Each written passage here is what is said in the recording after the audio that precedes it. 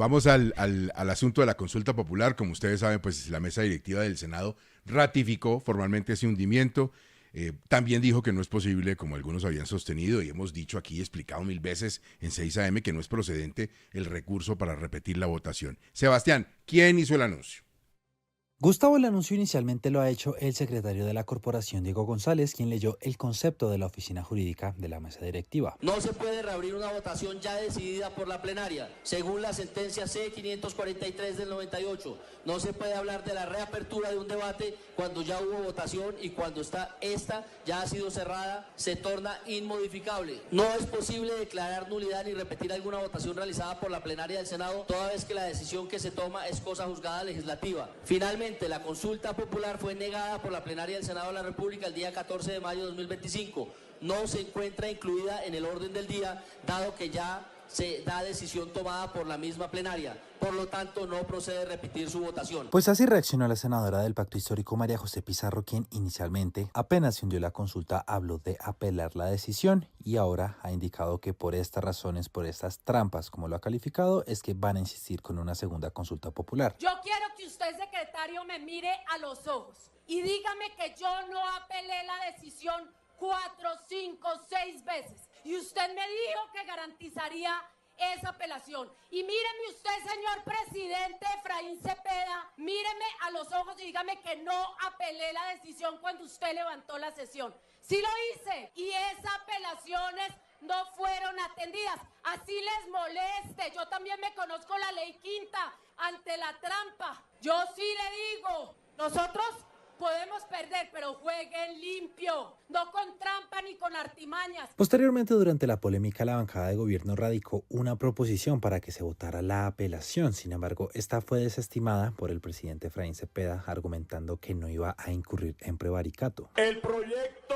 en mención se agotó el martes la discusión. Hoy no está en el orden del día. El orden del día puede ser alterado, pero no se puede incluir. Por eso yo no voy a prevaricar y se rechaza de plano la proposición. De esta manera, Gustavo, y salvo por un pronunciamiento externo que puedan hacer jueces de la República en respuesta a acciones de tutela que se han interpuesto oficialmente, queda cerrada la polémica en torno a lo que fue la votación de esta consulta popular del gobierno en el Senado de la República. Sebastián, gracias. Cristo, pues está hundida y ahí por supuesto queda sobre la mesa la gran discusión sobre por qué las 4 preguntas de la salud.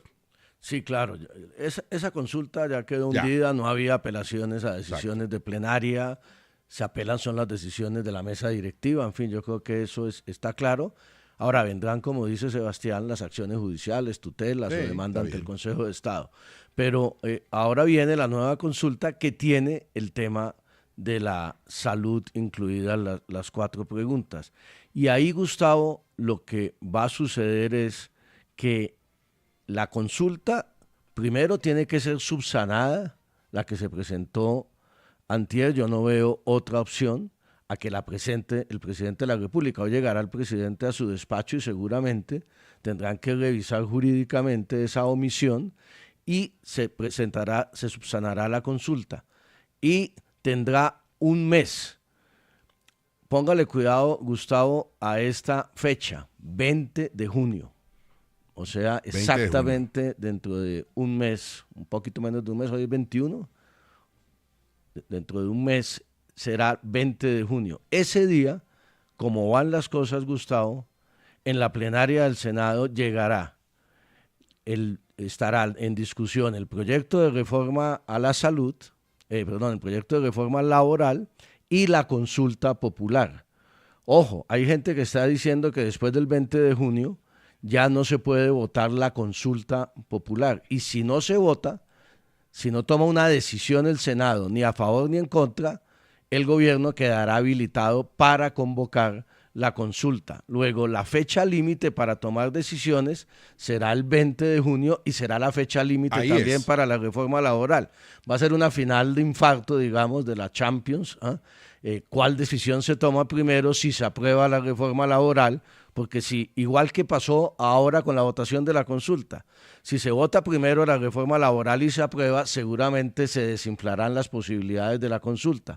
Y si sucede lo contrario, pues obviamente tomará fuerza la convocatoria de la consulta. En cualquier caso, el 20 de junio habrá un panorama más despejado, tanto para la reforma laboral como para la consulta. Y en el caso de la salud, Gustavo, pues simple y sencillamente van esas preguntas de la consulta, pero hablaremos más adelante de eso. Está quedado el trámite de la reforma a la salud en la Comisión Séptima del Senado, aunque tiene más tiempo para vivir.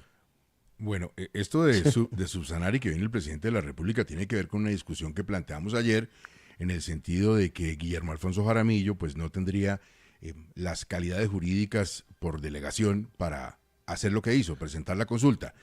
A ver, Hernando, sobre esto hay mucha discusión, la espuma jurídica ha subido desde que lo planteamos aquí, hay incluso un antecedente bien importante en materia de la historia del país.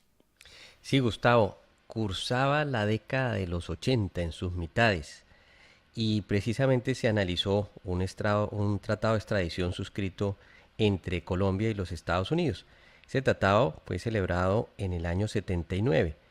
Pero vino la revisión de la Corte Suprema de Justicia. ¿Por qué en ese momento de la Corte Suprema de Justicia? Porque recordemos que esa corporación desempeñado tenía el control constitucional. Ya después del 91 impera la revisión que hace la Corte Constitucional con la creación de esa corporación. Y la Corte Suprema de Justicia, precisamente, en una sentencia emblemática que habrá que tener en cuenta del año 86, del 11 de diciembre, señaló específicamente que esa suscripción de ese tratado por parte de Colombia adolecía de un vicio, el mismo vicio que se le achaca hoy en día a la eventual irregular firma del ministro Jaramillo como ministro delegatario. Por aquel entonces, el ministro delegatario de la época, que era el doctor Germán C.A. Hernández, había suscrito ese tratado como ministro delegatario y no el presidente de la República, que era el doctor Julio César Turbay Ayala. Por esa razón de esa no competencia, se declaró inconstitucional por la Corte Suprema de Justicia esa delegación y lo que hace esa suscripción de ese acto jurídico. Si traemos ese ejemplo a colación y lo ponemos como cotejo frente a lo que podría pasar hoy, no le quepa la menor duda, Gustavo, además, que el escenario tendría que ser lo mismo. Lo que firmó el ministro Jaramillo no tiene ninguna validez. ¿Por qué? Porque carecía de competencia. ¿Por qué? Porque el acto administrativo que le delegó funciones no incluyó precisamente el envío o la remisión de esa consulta al Senado de la República. Saludo a Mauricio Vargas, que se acostó anoche pensando en este asunto. Déjeme saludar a esta hora al representante de la Cámara, Andrés Forero. Doctor Forero, buenos días, ¿cómo está? Gustavo, muy buenos días, un saludo para ti, para la mesa y para toda la audiencia. Entiendo que usted ya denunció en la Fiscalía al ministro Jaramillo precisamente por este asunto. ¿Es así?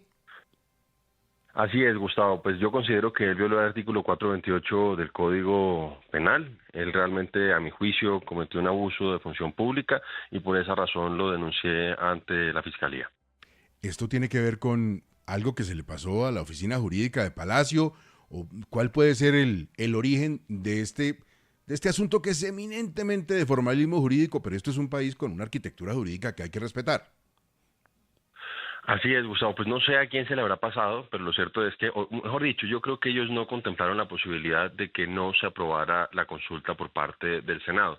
Entonces, en ningún caso, cuando uno revisa el decreto 506 y el 528, que son los que le delegaron las funciones presidenciales al ministro, aparece el artículo 104 constitucional, que es el que faculta al presidente de la República para, pues, hacerle consultas al pueblo. Entonces, en ese sentido, a mí me parece que está viciada completamente esa nueva consulta que está planteando el gobierno nacional, pero adicionalmente considero que en medio de la chambonería y la improvisación del ministro Jaramillo, pues él incurrió en un delito, que él violó el artículo 428 del Código Penal. Bueno, ahorita vamos a hablar con Hernando sobre ese particular, pero quiero conocer su opinión. ¿Qué cree que va a pasar con esto? Pues a mi juicio el gobierno tiene que reconocer que se equivocó y tendría que retirar la consulta para que la presente nuevamente el presidente de la República, a pesar de que hay otras voces, por ejemplo de exmagistrados de la Corte Constitucional, que señalan que en esta legislatura el presidente no podría hacer o solicitar la aprobación de una nueva consulta por parte del Senado sobre preguntas que ya le fueron negadas. Adicionalmente, también hay que cuestionar la formulación de algunas preguntas que donde evidentemente no hay neutralidad. Entonces, este es uno de los muchos vicios que tiene, pero este yo creo que es el más protuberante, pero en todo caso, si terminan retirando la consulta que presentó o radicó el señor Jaramillo, pues básicamente nos dan la razón y yo creo que esa sería una prueba muy interesante de cara a ese proceso que debería abrírsele por cuenta de lo que yo considero que es un abuso de función pública. Representante Forero, muchísimas gracias, muy amable. A ustedes muchas gracias, Gustavo, un saludo para todos. 6:24, Hernando, ¿y usted jurídicamente cómo la ve? Pues Gustavo, varios temas que hay que poner de presente. Lo primero, esa presentación de esa consulta está claramente viciada y no podría tramitarse en modo alguno. Y si se llegara a tramitar, el acto jurídico que de ello se emita es anómalo, es irregular, no tiene absolutamente ninguna funcionalidad. Luego está el escenario de la responsabilidad o de la eventual responsabilidad del ministro Jaramillo como ministro delegatario en, seguramente de manera indebida desde lo jurídico, haber suscrito ese acto.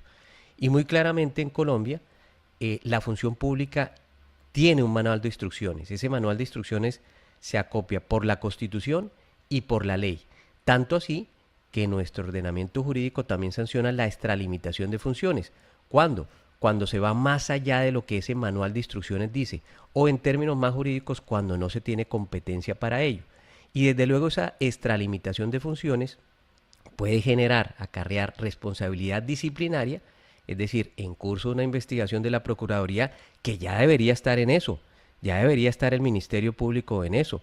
Un cordial llamado al doctor Gregorio Eljaza a ese respecto. Pero también en lo que hace, desde luego, fuera de lo disciplinario, en lo penal.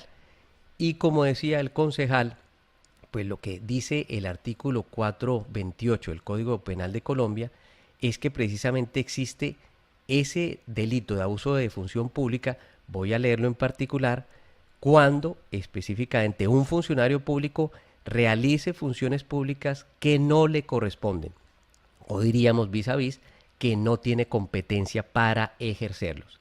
Eso es lo que haría en cuanto al concepto jurídico y en lo que hace de la responsabilidad o eventual responsabilidad, desde luego, porque tendrán que establecerlo las autoridades, claro, sobre el ministro de Salud, el doctor Jaramillo.